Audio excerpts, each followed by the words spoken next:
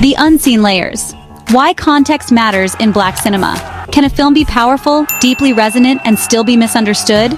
The answer too often is yes.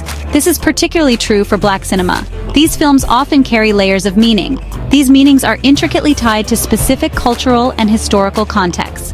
Without an understanding of these contexts, the true depth of the story can be missed. Film is a language. Sometimes fluency requires more than just watching the screen. It requires listening to the silences. It demands an understanding of the unspoken. This is especially crucial for stories born from unique cultural journeys, narratives that speak in codes, symbols, and shared histories. To truly hear them, we must learn to listen differently. The importance of context for Black cinema cannot be overstated. These films are not created in a vacuum. They exist in a dynamic dialogue with history. They converse with community, with struggle, and with triumph. Many Black films reflect centuries of injustice. They also showcase incredible resilience and unique cultural expressions that have blossomed despite adversity. Ryan Coogler's transports audiences to a very specific time and place. The film is set in October 1932, deep in Mississippi, during the harsh era of Jim Crow.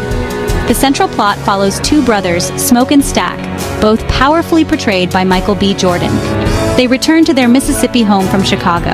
They bring with them money and alcohol, stolen from mobs, with a bold plan. Their dream is to open a juke joint in an old, abandoned barn. This entire ambitious venture is set to unfold over the course of a single intense day and night. The film immediately plunges us into a world defined by stark beauty, but also by ever-present systemic danger. Masterfully weaves together numerous potent themes. It explores generational trauma, showing how the wounds of the past continue to affect the present. The horrifying realities of the Jim Crow era, the Ku Klux Klan, brutal prison chain gangs, the terror of lynchings, are unflinchingly depicted.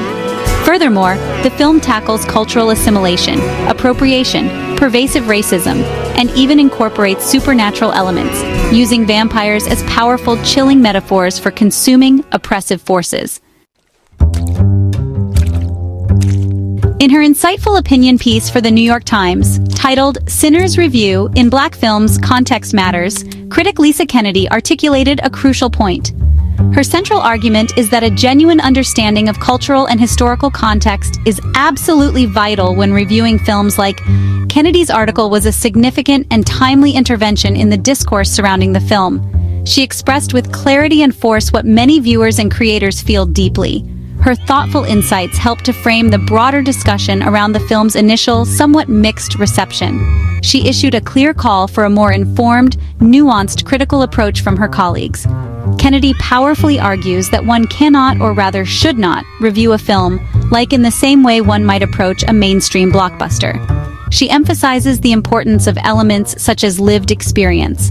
The significant role of the Black church is highlighted. Kennedy reminds us that context shapes meaning, and to ignore these deep cultural currents is to misunderstand the film's soul. Section 4. The myth of the neutral gaze in film criticism.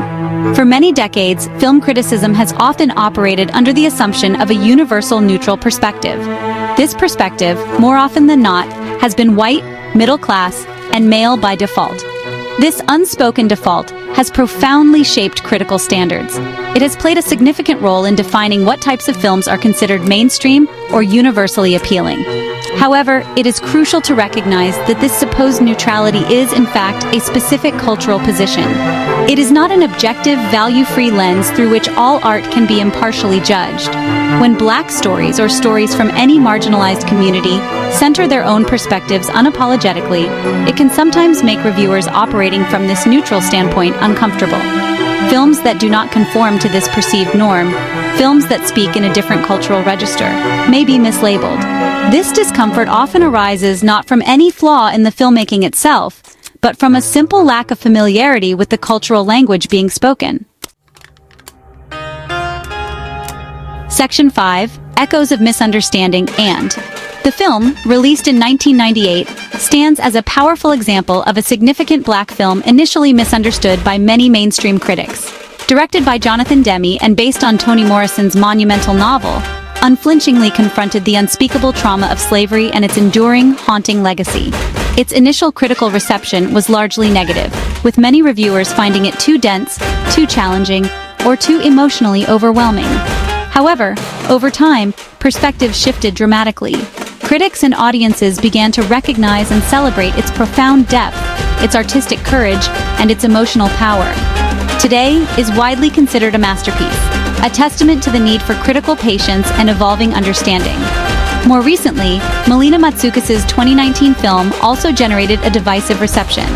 The film tells the story of a black couple whose first date takes a fatal turn, forcing them to go on the run.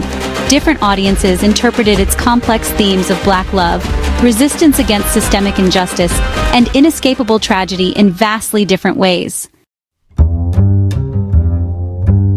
Section 6. The rich tapestry themes woven into Ryan Coogler's delves deeply into the theme of generational trauma. The film does not shy away from depicting the horrors of the Jim Crow South. It makes clear how the atrocities of the past, the constant threat of lynchings, the brutality of chain gangs, the terror of the Klan Manifest in the film's present of 1932, confronts the enduring legacy of racial violence and oppression. It powerfully illustrates how past traumas cast long, dark shadows over subsequent generations. The characters within the film carry these heavy burdens, whether consciously or unconsciously. This profound historical weight is absolutely essential to understanding their complex motivations, their deepest fears, and their fragile hopes for a better future. The film also meticulously explores the complexities of Black identity and the painful pressures of cultural assimilation. Remix vampirism can be interpreted as a potent metaphor for this destructive assimilation. Section 7. Evolving the lens towards a more inclusive film criticism. When a film as ambitious and culturally rich as receives a mixed or uncomprehending critical response, it prompts an important question. Perhaps the problem lies not with the film itself, but with the lens being used to view it. If a film is misunderstood, it may be that the tools of understanding, the critical frameworks, need refinement and expansion. This is not to suggest that such films are beyond critique or immune to flaws. Rather, it emphasizes that the critique itself must be well-informed, thoughtful, and contextually aware. The responsibility increasingly falls upon the critic to engage with the work on its own terms, which requires an openness to learn and adapt. The landscape of cinema is undeniably changing. More Black voices, along with creators from other historically marginalized communities, are gaining the opportunity to control their own stories and share them with the world. As the artists and stories become more diverse, the role of the film critic must also evolve.